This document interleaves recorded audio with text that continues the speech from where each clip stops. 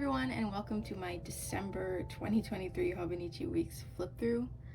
This is coming a little late, but I still wanted to do it because December was actually the first month I spent in a hobonichi in my life, and so I wanted to go through this month because it kind of showed my thought process of how I went through it and how I came to the spread that I'm using now, that I've been using for all of January, and I plan on continuing with for 2024, but we'll see what happens, of course.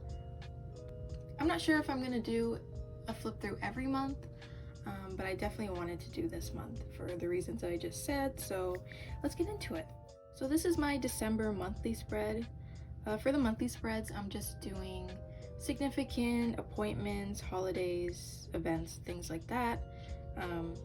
Nothing special.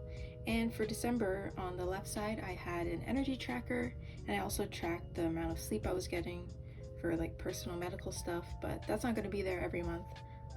That was just a December thing. And here I put a giant sticker to cover this because if you look into the other monthly spreads, you see that they have like a checklist of 4 items.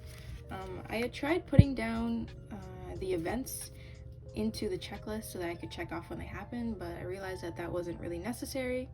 And the last time I did that was when I was in school, so it was useful to put like my tests and assignments and check them off when I had done them, but now I don't really need to do that, so I just put a sticker over it. And then for the next month I actually did used it for my monthly goals, so I picked about 3 or 4 things that I wanted to accomplish within the month, and I feel like I'm going to keep with that.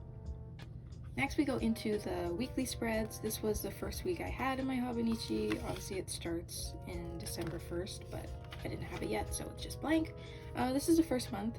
The left side, again, I used for important tasks, or not important tasks, but important events, and then a task list underneath it. So the top line would be the event with a colored in bullet point, and then the task would be an open bullet point underneath it.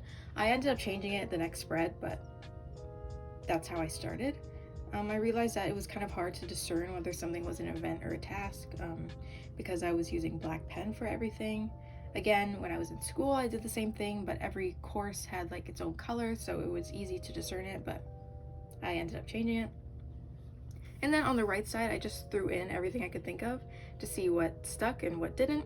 I had a habit tracker, a to-do list for the week, a to-do list for the next week, highlights for the week, gratitudes for the week, and just a notes area. Next page is when I really felt like I was getting into the groove with this thing, and I really enjoyed how this turned out. Again, on the left side, I changed it up. I ended up doing a dividing line here, and I got this idea from Lindsay Scribbles. So on this side, I would have my events, and this side would be my tasks.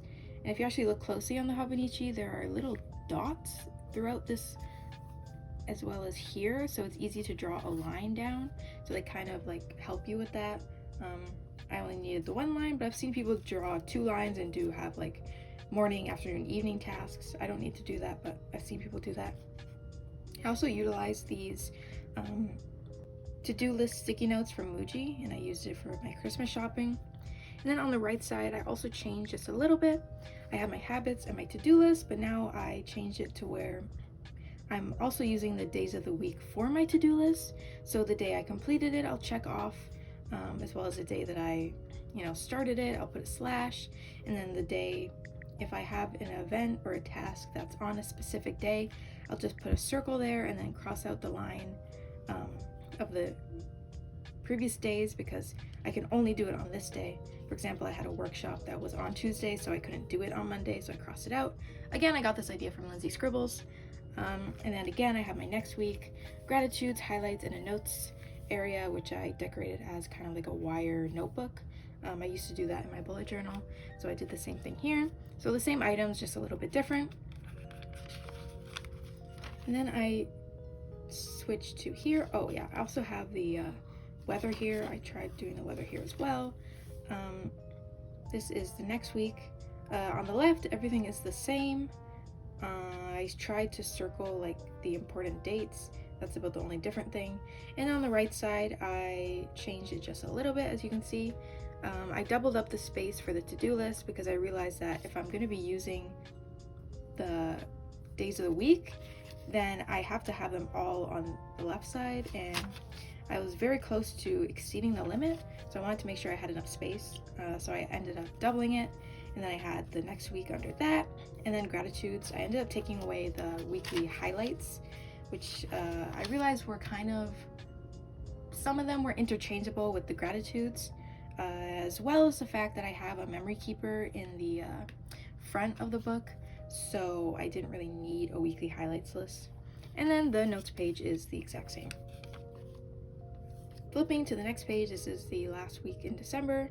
Again, the left side is all the same. Right side, I changed a little bit as well. So I moved the next week list to beside the to-do list because I wanted to have this little area. This is a currently area, so I can write what I'm currently watching, reading, listening, and loving. I got this idea from Jashi Corinne.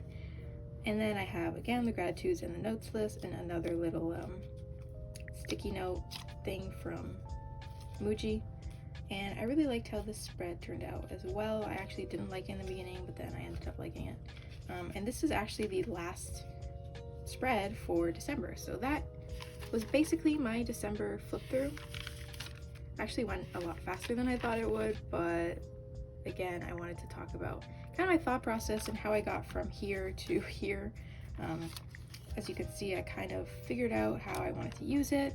I figured out decorating and things like that, and I really like how everything's turned out. So if you liked this video, please leave a like. If you want to see a January flip through, I will do that.